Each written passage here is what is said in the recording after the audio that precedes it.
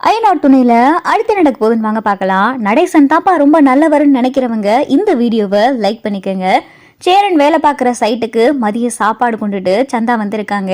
அப்பதான் சேரன் வேகமா அவருடைய சாப்பாடு எடுத்து சாப்பிட போகையில சந்தா சொல்றாங்க, நான் சேர்த்து சாப்பாடு கொண்டாந்துருக்கேன் அப்படின்னு சொல்லி சந்தா சொல்லவும், இல்லை சந்தா, இன்னைக்கு சாப்பாடை அனிசு மட்டுமே சாப்பிடட்டும், எனக்கு பல்லவனுடைய அம்மா திரும்ப வீட்டுக்கு வந்துட்டாங்க அப்படின்னு சொல்லிட்டு இங்கே சேரன் சொல்லவும், யாரு பையா அந்த பல்லவனுடைய அம்மா சின்ன குழந்தையில விட்டுட்டு போனாங்கன்னு சொன்னீங்களே அவங்களா அப்படின்னு சொல்லிட்டு அனிசு கேட்கவும், ஆமா அனிசு, அவங்க தான். பல வருஷத்துக்கு அப்புறமா அவங்க இன்னைக்கு எல்லாருக்குமே சமைச்சு கொடுத்துருக்காங்க. அவங்களுடைய சாப்பாடு எப்படி இருக்குன்னு சாப்பிட போறேன், அதனால தான் இன்னைக்கு சந்தாவுடைய சாப்பாடு வேணான்னு சொன்னேன் அப்படின்னு சொல்லி சேரன் சொல்லவும், சரி பயா நீங்க சாப்பிடுங்க அப்படின்னு சொல்லிட்டு இங்க பார்த்தா அனிசும் சொல்லிடுறாரு. சேரன் பார்த்தா ஒரு வாய் தான் எடுத்து வைக்கிறாரு. ரொம்ப டேஸ்டா சமைச்சிருக்காங்க. சாப்பாடை சாப்பிட்டதும் இங்கே சேரனுக்கு கண்ணே கலங்குது. என்ன பையா கண்ணு கலங்குது, சாப்பாடு ரொம்ப காரமா அப்படின்னு சொல்லிட்டு இங்கே அனிசு கேட்கவும், இல்லை அனிசு, ஏதோ எங்கள் அம்மாவே சமைச்சு கொடுத்த மாதிரி இருக்குது, அவ்வளவு ருசியாக இருக்குது. ஒரு சாப்பாடு சாப்பிடையில ஒரு அம்மா பாசம் தெரியும்னு சொல்லுவாங்கல்ல, அந்த மாதிரி இருக்குது அப்படின்னு சொல்லிட்டு சேரன் சொல்லவும், சரி பையா சரி சரி அப்படின்னு சொல்லிட்டு அனிசும் சந்தாவும் சேரனை பார்த்துக்கிட்டு இருக்காங்க. சாப்பிட்டு முடிச்சுறாங்க.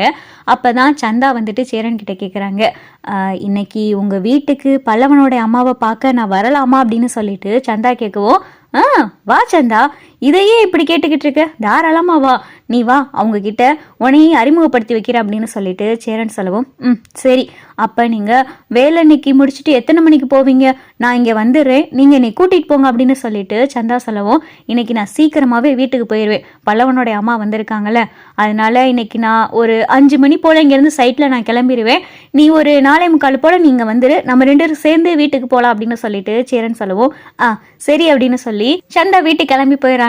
சாயந்தரமும் ஆயிடுது. சந்தா சைட்டுக்கு வராங்க.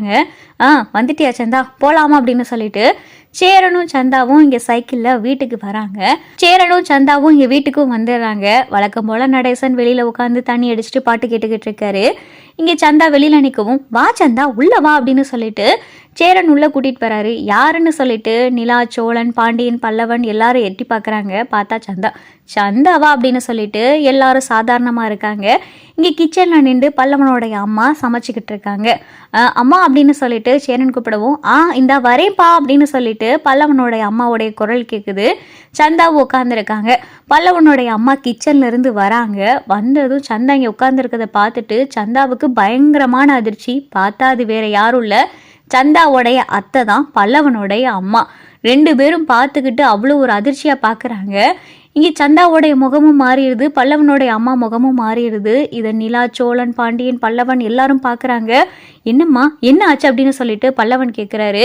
சந்தாவை பார்த்துட்டு சேரனும், என்ன சந்தா, இவங்கள முன்னாடியே தெரியுமா, ஏன் ஒரு மாதிரியாக பார்க்குற அப்படின்னு சொல்லி சந்தா கேட்கவும், இவங்க என்னுடைய அத்தை அப்படின்னு சொல்லிட்டு வேகமாக பார்த்தா சந்தா ஓடியாந்து பல்லவனுடைய அம்மாவை கட்டி பிடிச்சிக்கிறாங்க. பல்லவனுடைய அம்மாவும் பார்த்தா சந்தாவை கட்டி பிடிக்கிறாங்க.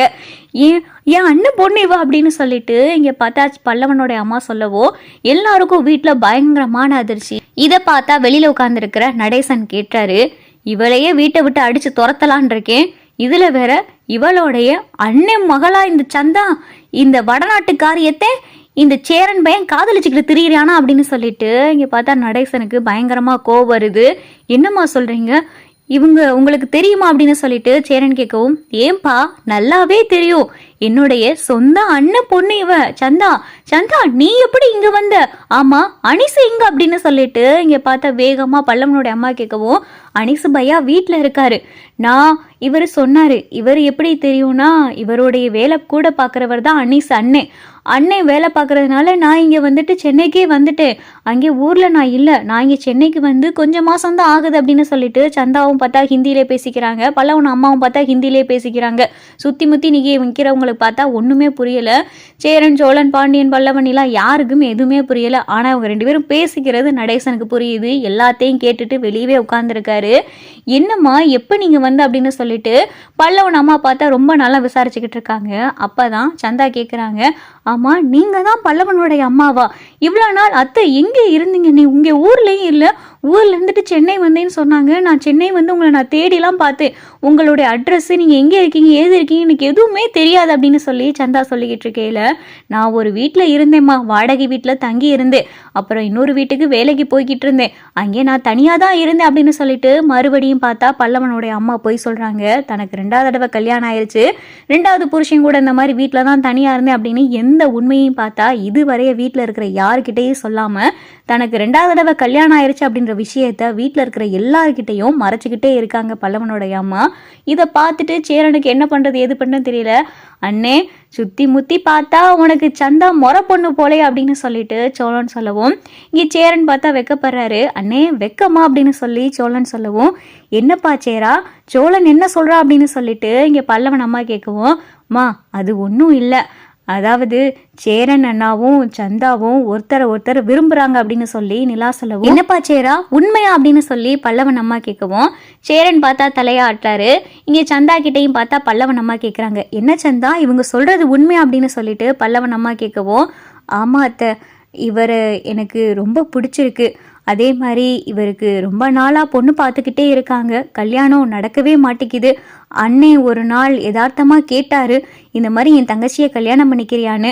அப்போ இருந்து தான் 2 பேரும் விரும்ப ஆரம்பிச்சா அப்படின்னு சொல்லிட்டு சந்தா சொல்லவும், ரொம்ப நல்லது, சேரன் ரொம்ப நல்ல பையன், சொல்லப்போனால் சேரனும் நான் பெறாத பிள்ளைதான் அப்படின்னு சொல்லிட்டு இங்கே பல்லவனுடைய அம்மா சொல்லவும், சந்தாவுக்கும் பார்த்தா வைக்கும், சேரனுக்கும் பார்த்தா வைக்கும். ஆக மொத்தத்தில் சுற்றி முற்றி பார்த்தா சந்தா சேரனுக்கு முறை பொண்ணு ஆயிராங்க.